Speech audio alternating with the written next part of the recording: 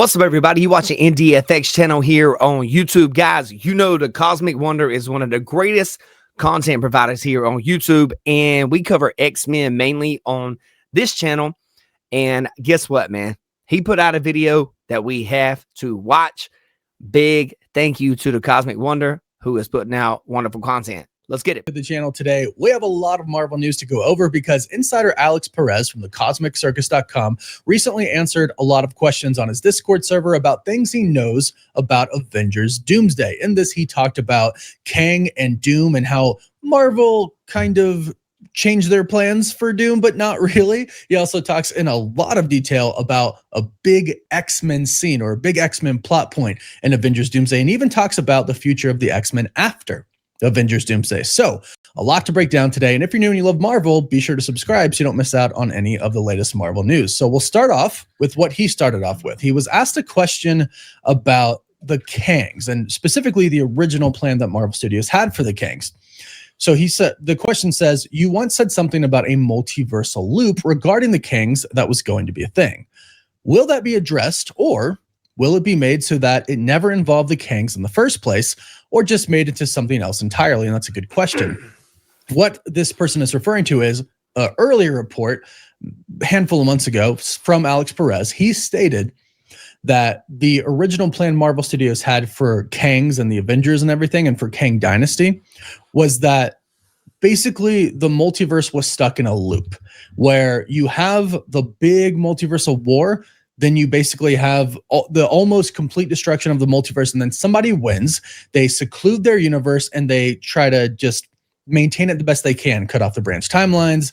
But Yo, I would like to ask. I know Cosmic Wonder probably will not see this video, but the one thing I would ask him is, you know, I'm an old school head, man. I'm like, started reading comic books in maybe mid '80s. I mean, I was a kid back then, but I'm about sick of the multiverse. And I understand that some people like Nick, but I enjoy the Claremont era of things, but I do understand people like that. Cosmic Wonder, if you do see this video, let me know. Let me know what you're thinking about that. Let's get back to it. I don't want to interrupt you too much. Let's get it. Ultimately, something happens, and eventually branch timelines go out, variants arrive, a bunch of universes start colliding again. There's a big multiversal war once again, then there's a winner, and then repeat. Right? So that's the loop. Multiversal war, one timeline wins, it breaks out again, incursions, multiversal war again. That could be with Kang, that could be with Doom. But Alex says, in reply to this, Doom will basically take the spot of the Conqueror's motivation from Quantum Mania and manifest them. So he'll be pissed about people messing with the timelines and causing incursions. So essentially, it's the same thing. And I don't think you could really get away from that, because I think essentially the same thing's going to happen again.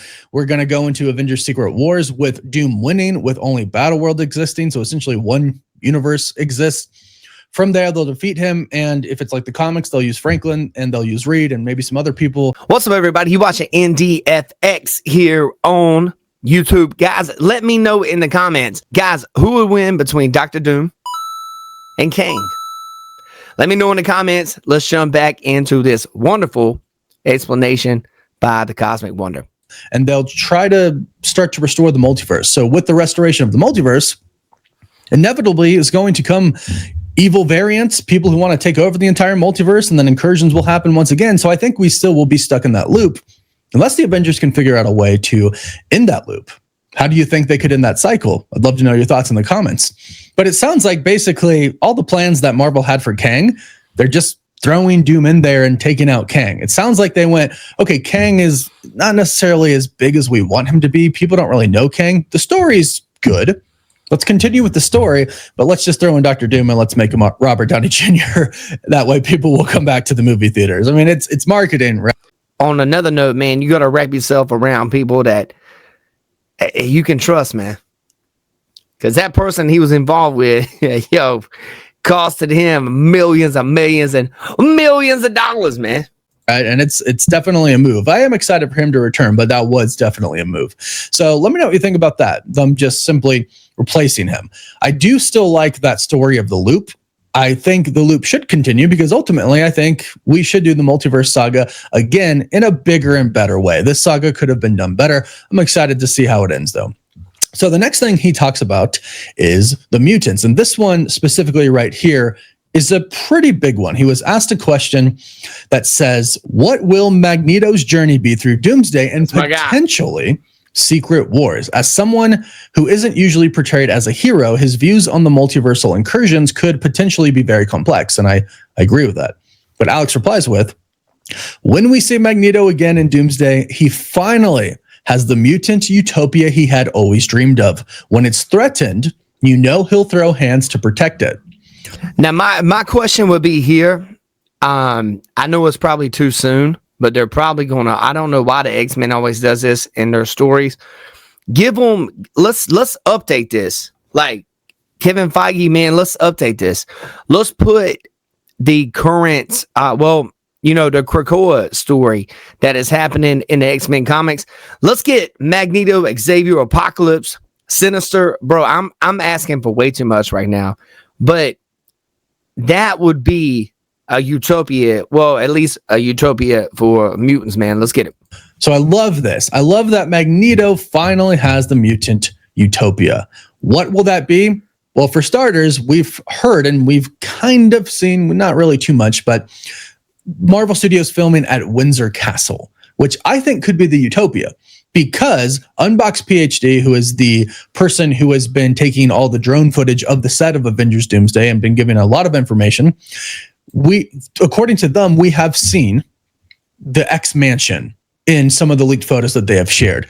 Most of it seems to be CGI, which is why I don't think it's going to be at Windsor Castle. Maybe they're filming all of the inside scenes at Windsor Castle, but I would like to think that Magneto's utopia is actually something pretty great. It's not like, just like out in the forest and like, they got some tents and stuff like that. I'd like to think that it's just like a really, really nice place, because in the past, Alex Perez also reported that the timeline or the universe that this X-Men group is basically going to be after Days of Future Past. Okay. And those events that happened in Days of Future Past kind of changed pretty much what we know about the history of the X-Men universe, which makes sense because going back in time, changing the past, etc.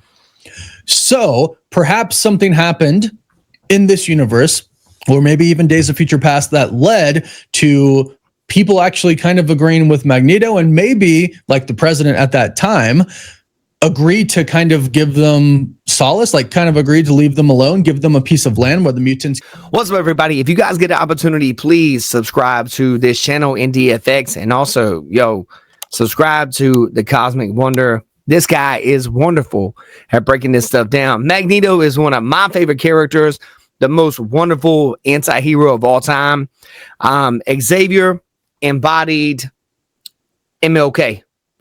Magneto embodied Malcolm X. And the X-Men are basically anybody throughout the entire timeline of history that has felt like they don't feel like they belong in society. It's not particularly, that's what makes the X-Men beautiful, because anybody throughout the entire time of history, if you feel like you were an outcast and you looked down on and you made fun of and they poke at you, that is what has made the X-Men so wonderful, and that is my attraction to them. Let's get back to it. Be happy together and not be tortured by the humans, essentially, or hunted down. And it seems like Magneto finally got his just ideal utopia, like Alex said. But now I'm wondering if that is secluded from the X Mansion. Kind of seems like it is. Kind of seems like Professor X has the X Mansion. He has his school. But at the same time, Magneto's not necessarily like fighting against him. He's kind of just a safe haven where mutants can go throughout any part in the world. They could go and be at this utopia. I really like both of this, but he does say he's ready to throw hands if someone threatens it, which obviously, yes, he should be. And I wonder if Professor X and the X-Men go to Magneto after Doom attacks them, and that's how Magneto and some other X-Men get involved in this big multiversal fight. I really like this idea because I think this means that a lot more X-Men could appear than have just been announced. Now, obviously, we're expecting more X-Men to appear than have just been announced, but I think this could be really cool. And my man right here just said, hey, maybe multiple X-Men could appear. Yo, let's get Polaris, multiple men, my man Havoc, strong guy. There is a lot of great X characters that could be brought to life during this Avengers Doomsday. And I would say start the new X-Men series with giant size X-Men. Giant size X-Men, Colossus, Nightcrawler, Wolverine, Storm. Who else we got on that one? It's right behind you there. Oh yeah. I guess we got to get Wolverine in it. So yeah, you know, Hugh Jackman, man. They're never, you know, Ryan Reynolds was right. They're never gonna not let you be Wolverine, bro. Team as well, but then obviously, like, they kind of start to clash about how they view the world, how they view humans, and specifically how the humans view them, because Marvel's already confirmed kind of Magneto's view and kind of just X-Men versus humanity. That is going to be a big story in the next just in general with the mutants. You know what, man? I hope you guys having a blessed and wonderful night. And I will say this. I know it sounds, to me, it sounds pretty logical. Giant size X-Men led by Purple Magneto, man. Marvel is probably never going to see this video. It's probably going to be like 3 people that see this video. Giant size X-Men, Colossus, Nightcrawler, Storm.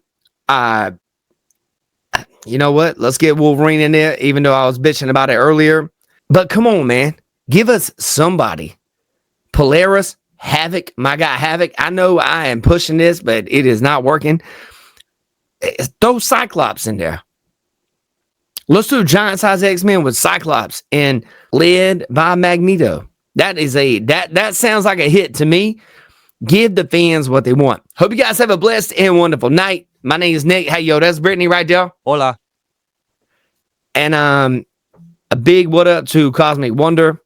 That's a great video, man. You know, this channel is very small, and we are just starting out, and it's a pleasure to see people like Cosmic Wonder breaking these things down to where we can all understand it. You guys have a blessed and wonderful night. Take care.